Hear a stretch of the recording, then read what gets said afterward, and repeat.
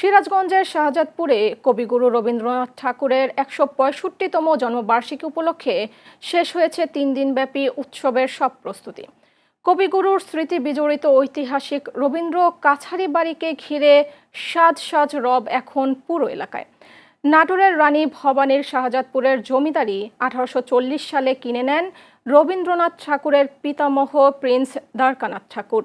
পরে জমিদারি তদারকির দায়িত্ব নিয়ে ১৮৯০ সালে প্রথম শাহজাদপুরে আসেন কবিগুরু রবীন্দ্রনাথ ঠাকুর। ১৮৯০ থেকে ১৮৯৭ সাল পর্যন্ত বিভিন্ন সময়ে তিনি অবস্থান করেন শাহজাদপুরের কাছারি বাড়িতে।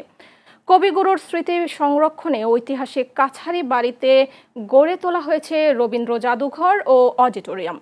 প্রতি বছরের মতো এবারও ২৫ বৈশাখ উপলক্ষে আয়োজন করা হয়েছে ৩ দিন ব্যাপী উৎসব। রবীন্দ্র জন্মজয়ন্তী উদযাপনে সব ধরনের প্রস্তুতি সম্পূর্ণ হয়েছে বলে জানিয়েছে কাছারিবাড়ি কর্তৃপক্ষ। উপজেলা প্রশাসন বলছে, অনুষ্ঠানকে উৎসবমুখর ও নিরাপদ করতে নেওয়া হয়েছে প্রয়োজনীয় ব্যবস্থা।